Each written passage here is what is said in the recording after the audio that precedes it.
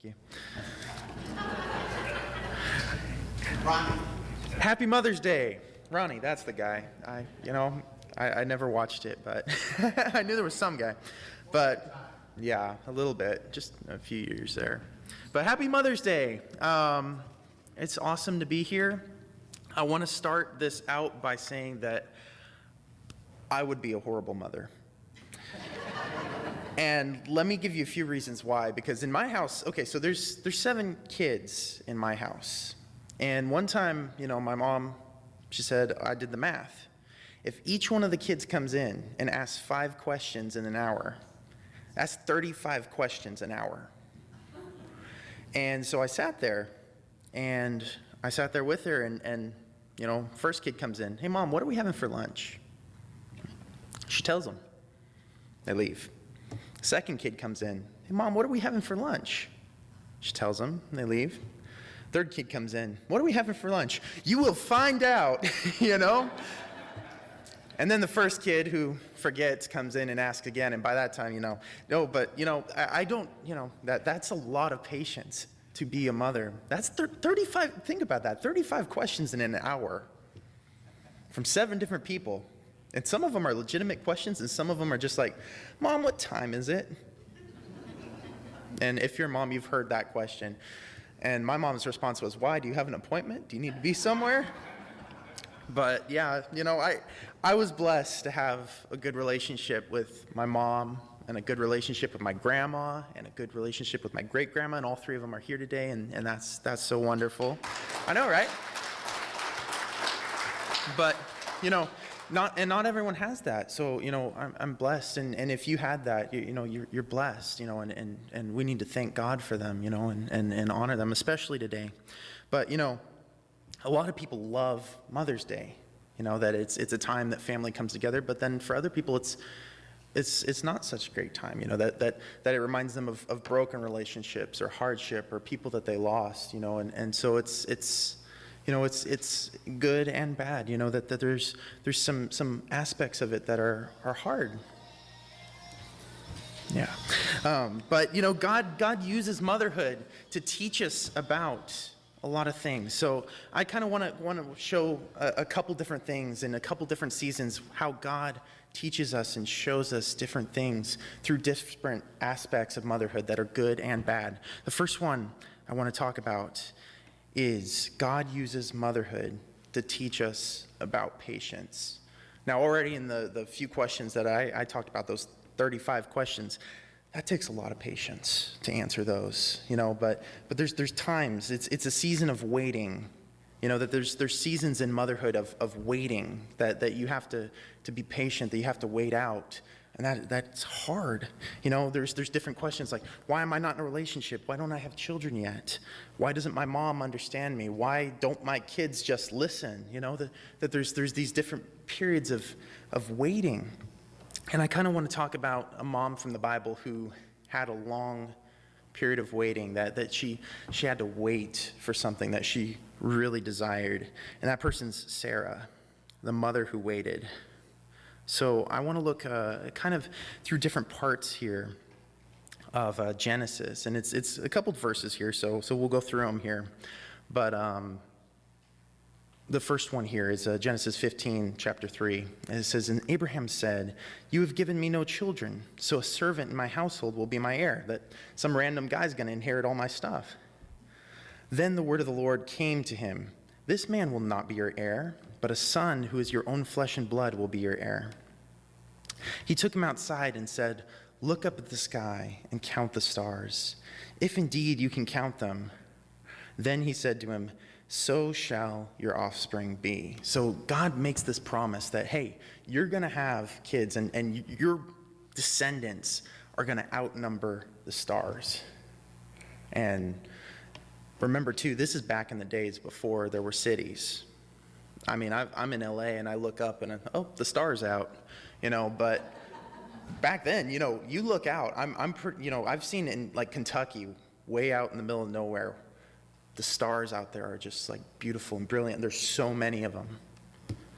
I can only imagine what it looked like when there were no lights anywhere, that God takes him out there and says, that's what your descendants will be like. That's Mind-blowing. It's awesome.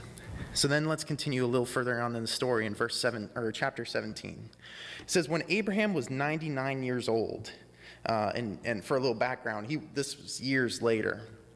In between this, he had his son Ishmael with Hagar, and at that time he was 86 years old. So now he's 99, and he still hasn't gotten that promise fulfilled that him and Sarah would have a child. When Abram was 99 years old, the Lord appeared to him and said, I am God Almighty. Walk before me faithfully and be blameless. Then I will make my covenant between me and you and will greatly increase your numbers. Abram fell face down, and God said to him, as for me, this is my covenant with you. You will be the father of many nations. No longer will you be called Abram. Your name will be Abraham, for I have made you a father of many nations. I will make you very fruitful. I will make nations of you, and kings will come from you. I will establish my covenant as an everlasting covenant between me and you and your descendants after you for the generations to come, to be your God and the God of your descendants after you. The whole land of Canaan, where you now reside as a foreigner, I will give you as an everlasting possession to you and your descendants after you, and I will be their God. So he kind of renews this promise here that, hey, Abram, in case you forgot, you're going to be a big nation. When you look up at the sky, you're going to see that and be reminded. So again, it's just that reminder. And then we move on a little further in the story. And God also said to Abraham, as for Sarai, your wife, you will no longer call her Sarai. Her name will be Sarah. I will bless her and will surely give you a son by her. I will bless her so that she will be the mother of nations. Kings of peoples will come from her. And don't forget, this guy's 99, Sarah's 90.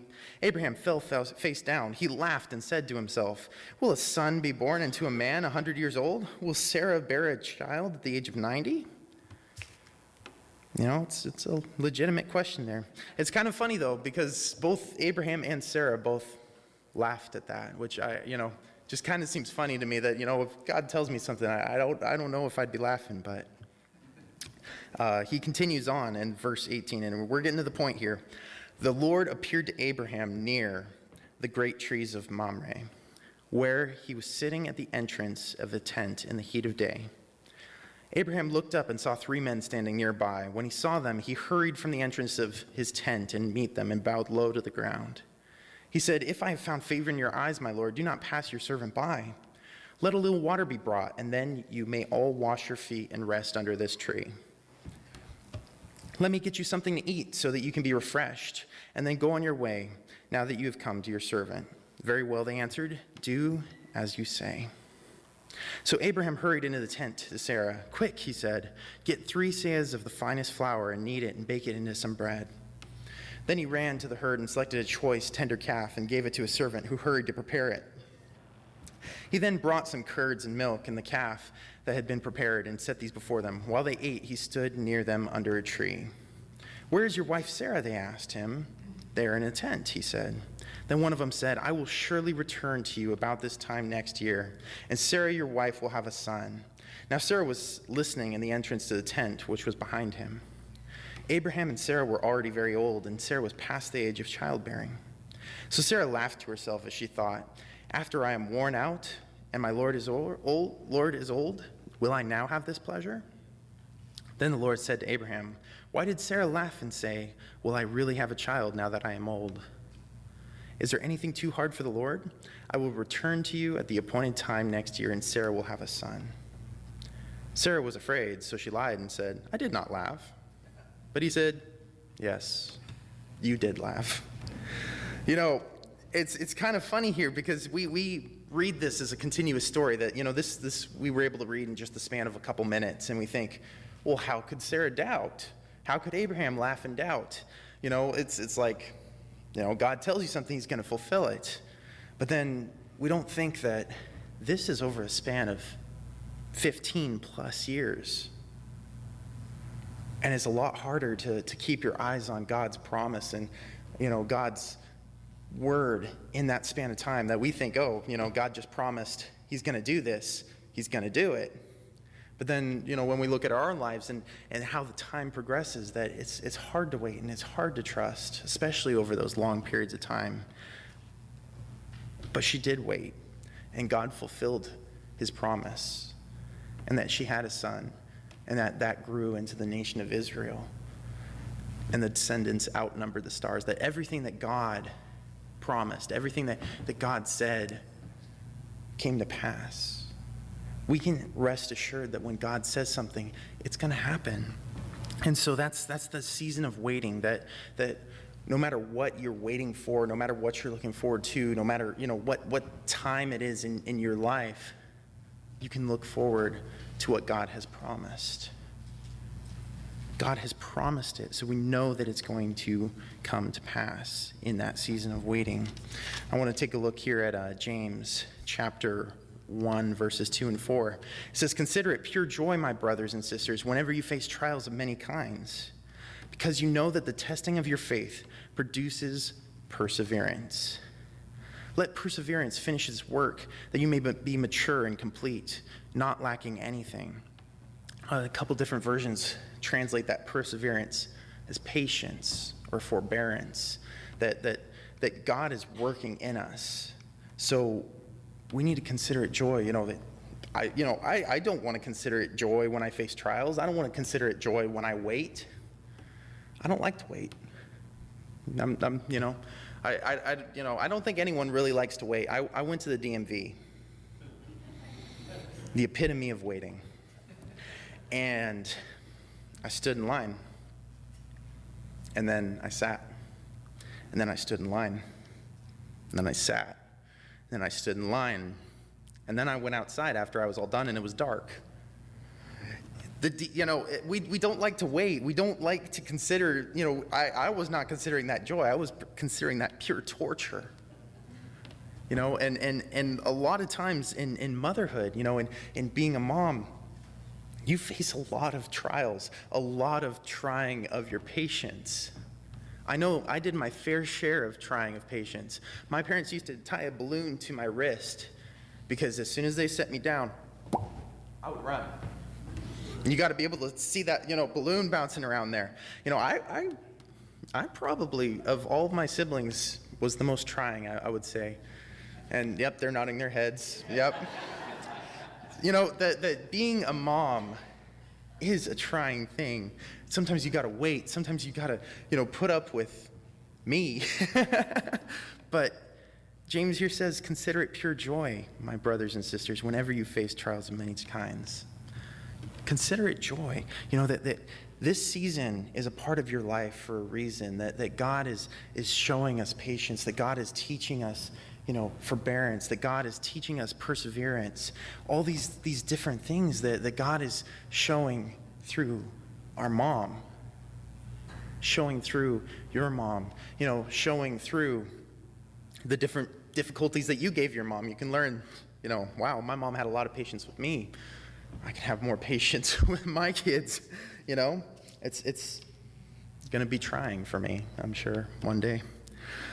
But anyway, so God teaches us about patience through motherhood. The second point here is that God uses motherhood to teach us about forgiveness. Is there anyone more forgiving than a mother? I don't know, and it varies from mom to mom and stuff, but you got to think, it was 18 years for me growing up of probably every day making my mom mad in some way, that it takes a lot of forgiveness, I was angsty teen, your mom tells you to do something, you talk back, it takes a lot of forgiveness to be a mother. So in that forgiveness, there is a season of strife, that not everything about being a mother is as good. Would you mind moving to the next slide, Rick? The clicker doesn't seem to be working.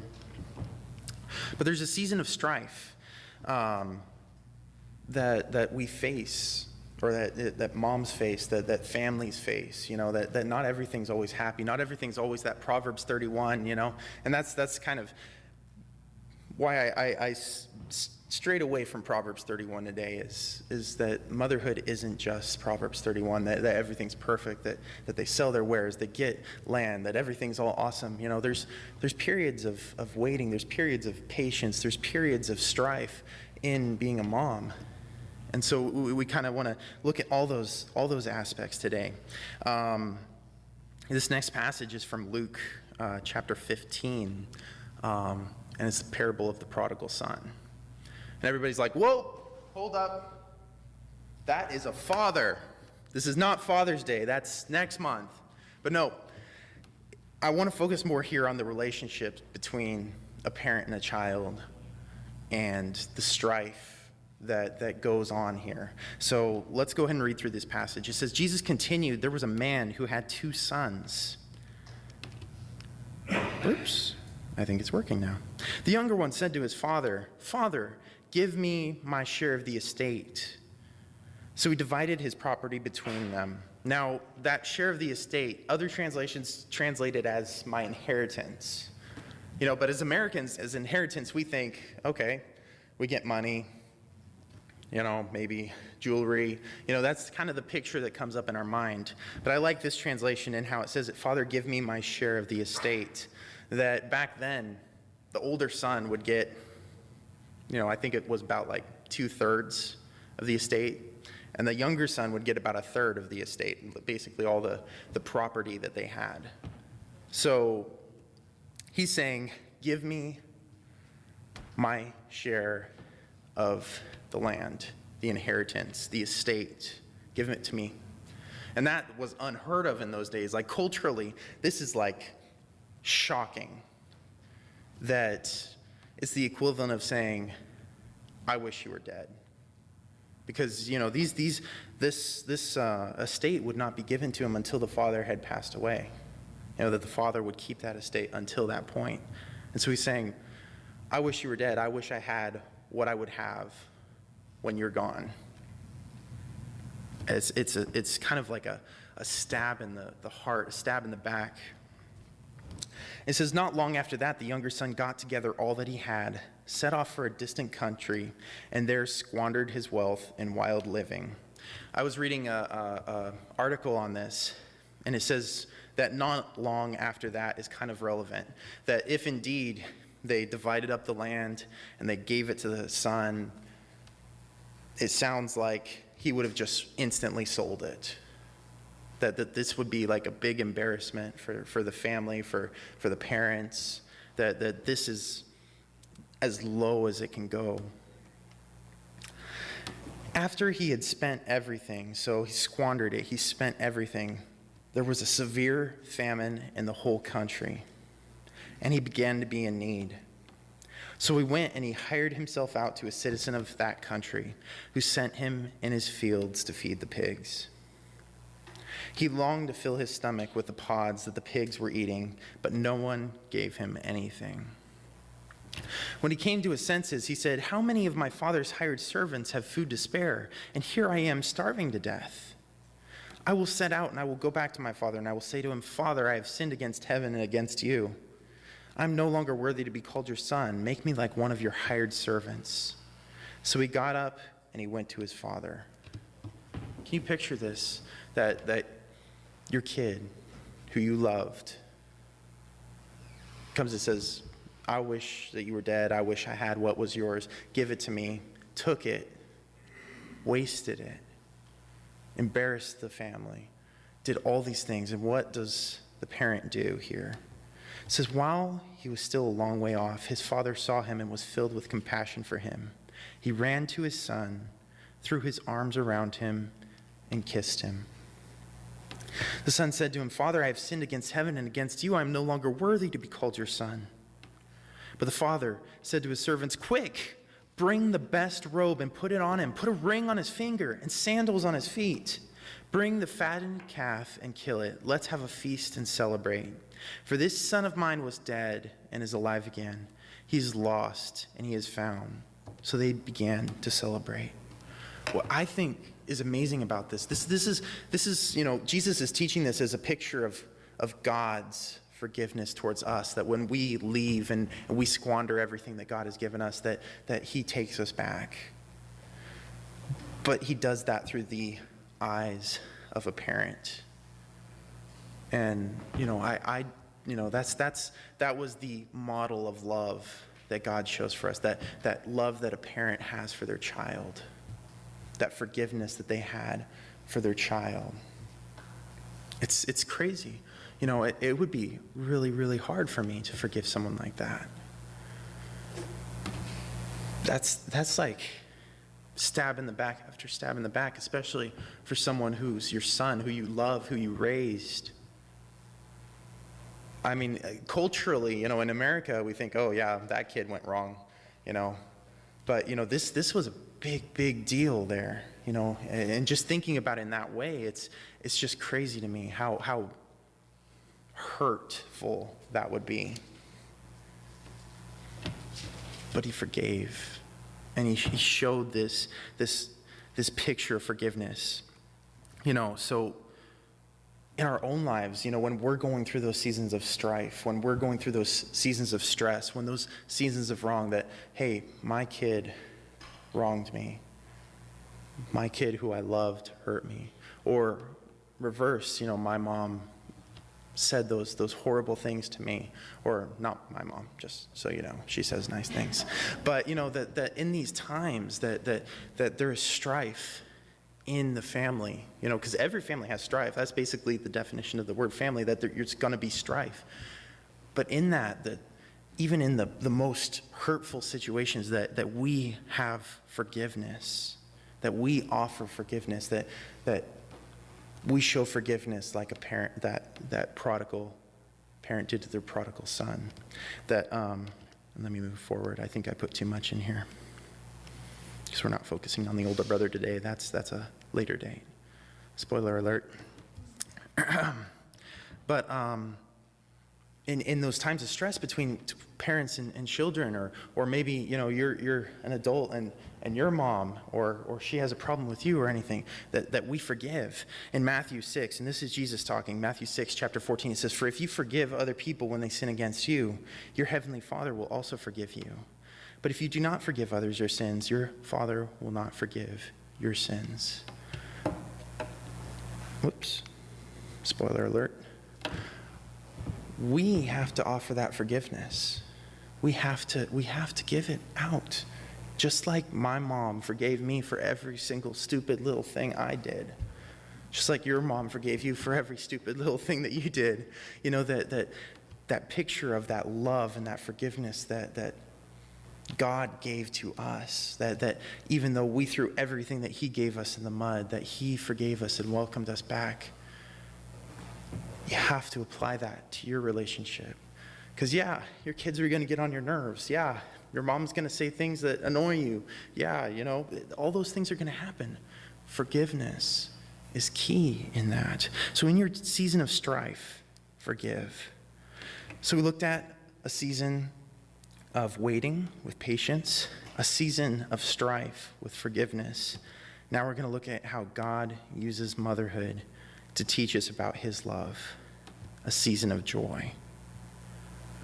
There are bad times in motherhood, that there are stressful times, there are times when you're impatient, but there are also times of great joy, that there's nothing like your kids.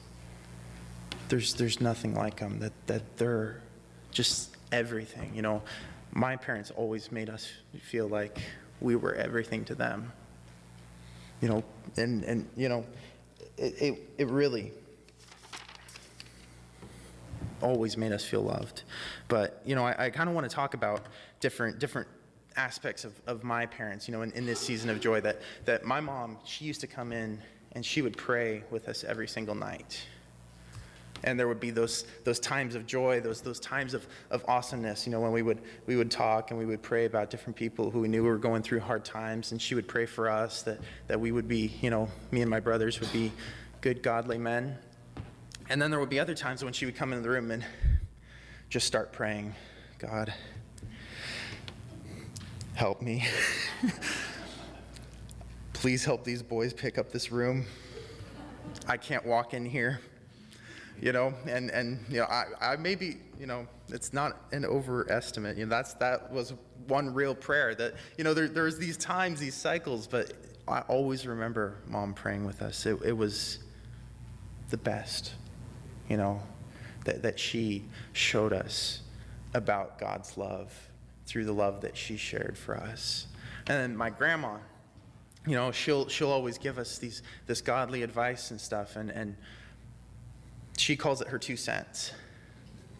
And I say, man, if I had kept every single 2 cents that she's given me, I would be a millionaire. But I love it, that she shows that godliness, that she exemplifies it. And then my great-grandma, she used to always tell me, if you don't stop putting your socks on backwards, you will never find a wife. Boy, did I show her. No, I'm kidding there. Kind of, But no, when you get dressed in the dark, that sock goes on. Who knows? Forward, backward, does it matter? No, I don't know. But my mom, my grandma, my great-grandma, they always gave us that godly advice. They always showed us God's love through their actions, through their love for us. And it was a season of joy that there were those good times that we had and still have. That's what a mother's job is all about, to reflect God's love. That they share it, they mirror it, that it's a mirror of Christ. I want to look at Ephesians chapter 5, verses 1 and 2. It says, "Follow God's example, therefore, as dearly loved children, and walk in the way of love, just as Christ loved us and gave himself up for us to use as a fragrant offering and a sacrifice to God." Love like God loved. That's what moms do. That's what my mom did. It kind of reminds me of that story in I think it's in Kings. I could be wrong. I didn't pull up the verses for this one. But, the 2 women come to Solomon and they say, this baby is mine. That her baby died and this is my baby, and she's trying to take it. And the other one says, no, she's lying. The baby's mine. Her baby died. And Solomon says, bring us a sword. We'll cut the baby in half and we'll give half to each. And one was like, that's right. If I can't have her, nobody will. That's not mirroring Christ's love. But the other one, she fell down on her knees. She fell down on her face and says, give her the baby. Let her have it. Only spare his life. That she was willing to sacrifice out of her love for her child. She was willing to sacrifice having him, loving him, raising him, so that he would live. And that's what Christ does for us. That he sacrificed everything. He sacrificed his own life to show his love for us. And that mom sacrificed her child, being with her child, so that he would live. Christ sacrificed so that we would live. There's that picture, that mirror that a mom has that shows us God's unfathomable love. Another verse I want to pull up here is in 1 John chapter 4. It says, "Dear friends, let us love one another, for love comes from God.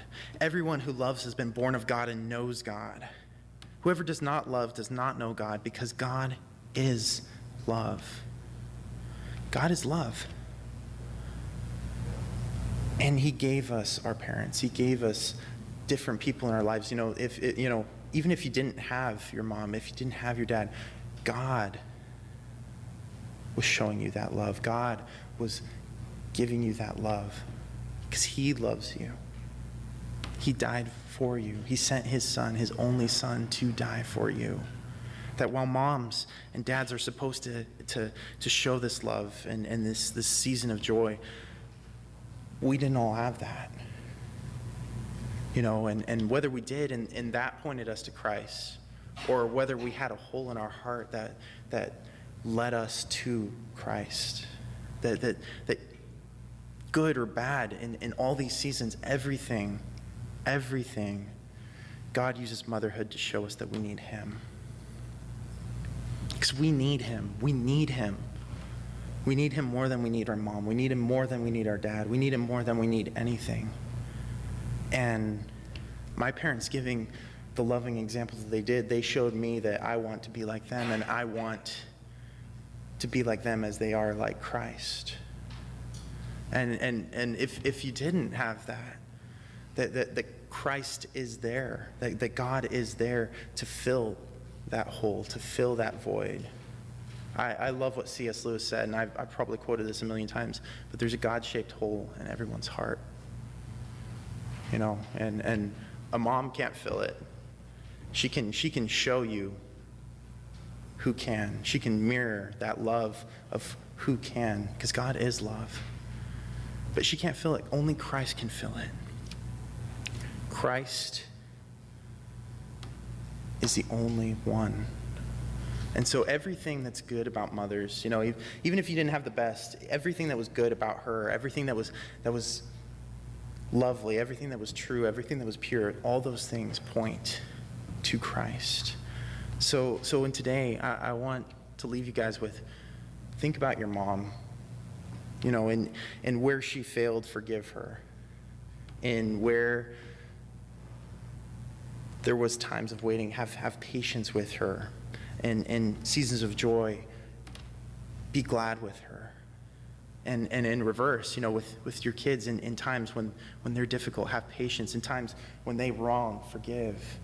And in times of joy, celebrate with them. That's what being a mom is all about. That's what Mother's Day is all about, is all about how everything shows us the need for Christ. If you need to respond this morning, please do so as we stand and sing.